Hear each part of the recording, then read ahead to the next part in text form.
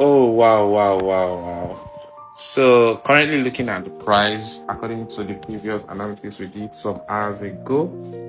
Now, on gold, today being Monday, July 13th. So, what we are looking at is that price actually respected the fair value gap but didn't get to that zone, right? Like I said, we're expecting price to possibly get to this other block here, this other block right here.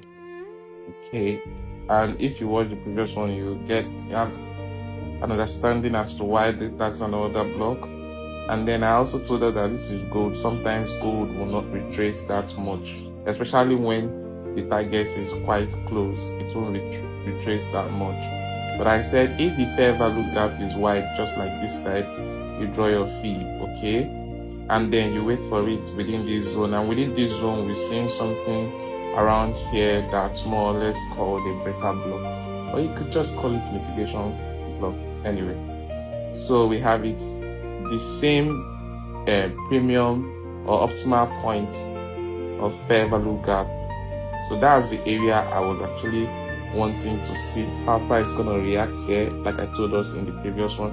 But gold works with speed, especially when the target is quite very close. And that was Sunday closing in on Mondays when I had that previous analysis. So I wouldn't even want to take any trade until the following Monday morning London session. Okay, so even if I wanted to take trade, I would have waited.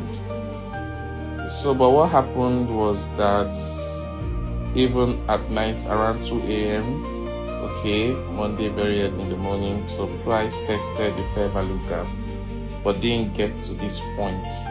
Okay, it didn't get to this point, and yeah, it's dropping, and I don't think it's ever gonna come up to this point until it hits this take profit. All right, so but if we're in the market and price didn't get to this zone and you still wanted to trade this, I don't even advise it. All right, because the fair value gap is wide.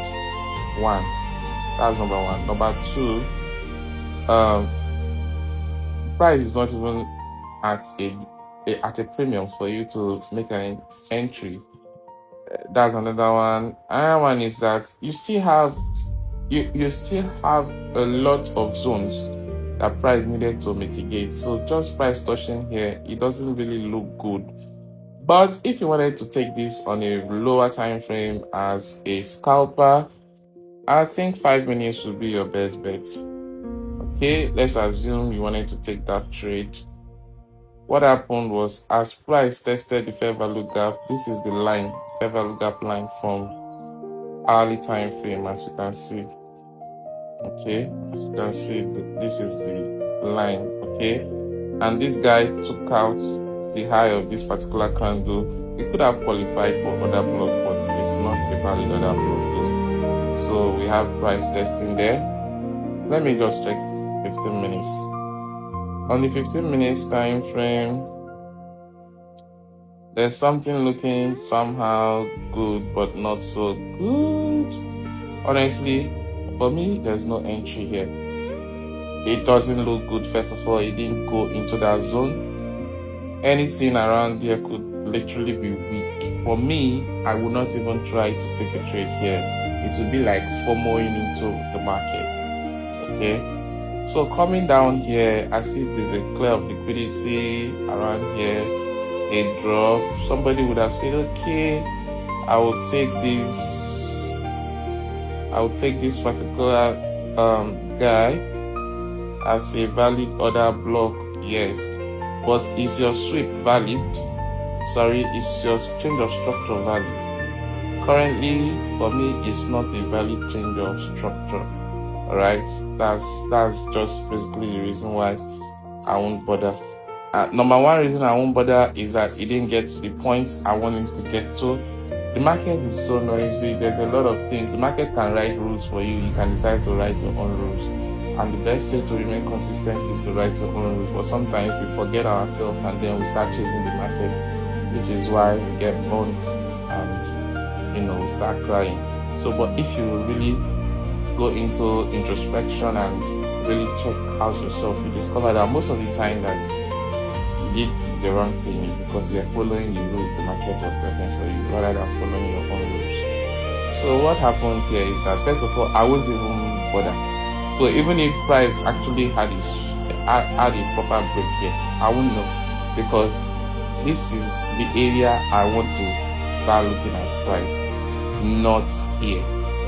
But essentially, if this guy had gotten here and this break was a proper break, all right, and then give me something like this other block would have been a very valid one, and that would have been my entry. Let's just assume that this is actually got to my zone. That would have been my entry with a proper target. Maybe first target can be 1 to 3, and then the last target will be here. You see, even here would have given you 1 to 5 extra reward or more. So, but price didn't get to that zone, and as price didn't get to that zone, honestly, I don't have anything to do with the market. Nothing. There's literally nothing. The only way I would trade this market is this. If this market doesn't drop to this point, all right, and start, it will just, first of all, sweep a new liquidity, set a new standard, all right. Possibly the new liquidity can be sweeping this place, or just sweeping this place back into the fair value gap, probably coming back here. That means it will now start using this place as what? Liquidity. That time, if I get a shift or a CISD, dropping would now make sense. Am I correct? So that's it. Happy. Is there any other thing you want to know?